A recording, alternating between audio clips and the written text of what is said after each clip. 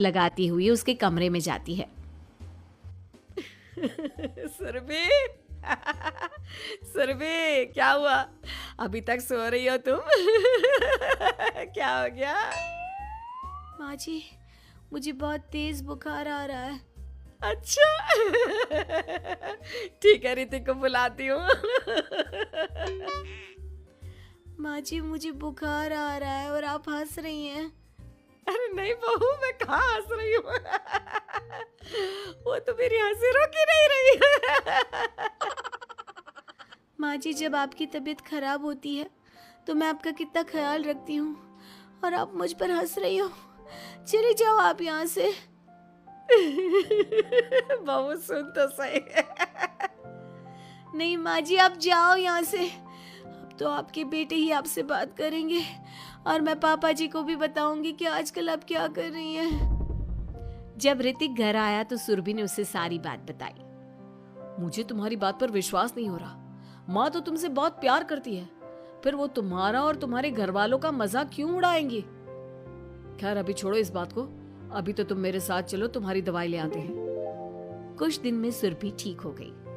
एक दिन ऋतिक को पता चला कि उसकी मौसी के बेटे राहुल की तबीयत बहुत खराब है, तो वो अपनी माँ और पत्नी को लेकर हॉस्पिटल पहुंचा। मौसी जी, कैसे हैं राहुल भैया? बेटी, इतने दिन हो गए मेरे राहुल को बीमार हुए, लेकिन उसकी तबीयत में कोई सुधार नहीं आ रहा। अरे छोटी, हुआ क्या है राहुल बेटे को? कुछ बता तो सही। माँ, आप हंस क्यों रही हो? कहाँ हंस रही हूँ बेटा? मैं तो अपनी बहन के बेटे के लिए परेशान हूँ। माँ, ये क्या तरीका है? रहने दे बेटा, ये तो मैंने सुना था कि मुसीबत में साया भी साथ छोड़कर चला जाता है। आज मैंने देख भी लिया। अरे नहीं बहन, मैंने ऋतिक और राहुल में ना कभी कोई फर्क नहीं किया। फर्क तो दिख रहा है कुसुम दीदी। अगर आपकी बेटे की तबीयत खराब होती तो आप ऐसे हंसती क्या? ऋतिक बेटा, ले जा अपनी माँ को यहाँ से।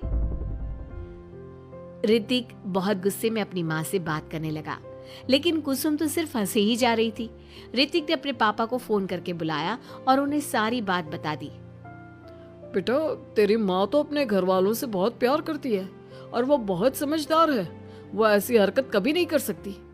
जरूर कोई ना कोई बात है। कल मैं उसे डॉक्टर के पास ले जाऊंगा। शाम को खाना खाने के बाद सुरभि कुसुम को दवाई देने के लिए गई तो उसने देखा कि दवाई की वो बोतल तो बिल्कुल खाली थी जो सुरेश गलती से ले आया था। सुरभि ने वो बोतल सबको दिखाई। अरे, ये दवाई तो गलती से आ गई थी और मुझे तो पता भी नहीं कि ये किस मर्ज की दवाई है। कुसुम, क्या तुमने ये दवाई पी थी? हाँ जी, एक दिन जब बहू काम में लगी थी ना, तो मैंने ये दवाई पी कर देखी थी। मुझे दवाई बहुत स्वादिष्ट लगी तो मैंने सारी पी ली। माँ, आपको दवाई स्वादिष्ट लगी? अरे आप भी बच्चों जैसी बात करती हो। ऐसे कोई भी दवाई नहीं पीनी चाहिए, इससे कोई बड़ा नुकसान भी हो सकता है। मैं अभी डॉक्टर से पूछ कर आता हूँ।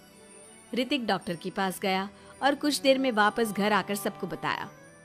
माँ ने जो ये दवाई खाई है ना, ये हंसने वाली दवाई है और माँ ने एक साथ बहुत मात्रा में दवाई खाई है, तो इसका असर थोड़े समय तक तो रहेगा।